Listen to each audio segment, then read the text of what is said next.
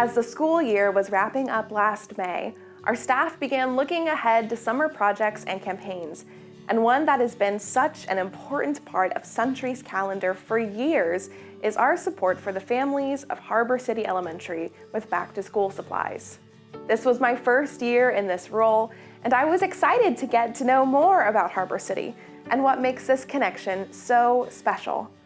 When I got a chance to tour the school, meet the staff, and spend time with their principal, it became clear that this was a community with so much love and hope, despite being saddled with some of the roughest economic conditions in all of Brevard County.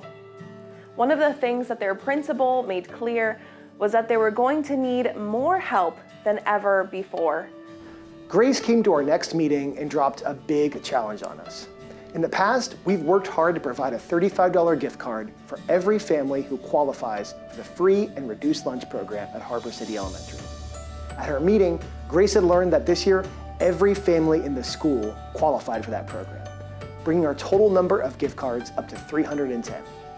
She also reported that the principal asked that we consider raising the amount of each gift card to $50 each, to keep in line with the rising cost of goods that these families would be facing. I have to admit that I was immediately nervous. I knew that the families of Harbor City were so important to our congregation and that we'd never fallen short of one of our goals to support them in the past. But I also knew that all the same economic conditions that were putting pressure on those families were being felt by our congregation as well. I was worried that we might be setting the bar too high for the people of Suntree and that not meeting this goal would be a disappointment to us and ultimately all those families at Harbor City.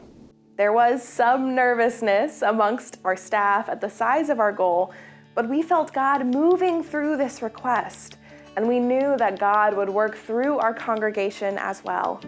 I had this vision in my head of getting up and giving announcements on Sunday morning towards the end of the month, and then we weren't quite at the goal yet, and we just had to pass the offering plate back and forth over and over again to try to make up the difference. I honestly just didn't know what we were going to be able to do. After the first Sunday in July, we had already met half of our goal of $18,550. We had such a huge show of support, and we just prayed that it continued through the other Sundays of the month. We were able to show videos and worship about the impact our partnership had on these families, and each week I heard from members of our congregation asking how they could give more. By the end of July, we had exceeded our goal by more than $3,000, which is amazing because even after purchasing all the gift cards, we were able to put some of those funds away for other needs the school might have throughout the year. I know that I personally felt more than a little convicted about my doubts. It was like God was saying, "Oh, you're worried about this? Well, stand back, watch what I can do." When we started talking about the theme for this new sermon series, Enough, this story came right back to mind for me. There are so many times where we are filled with concerns about our own earthly abilities. But what we're forgetting is that our perspective is so small compared to God's.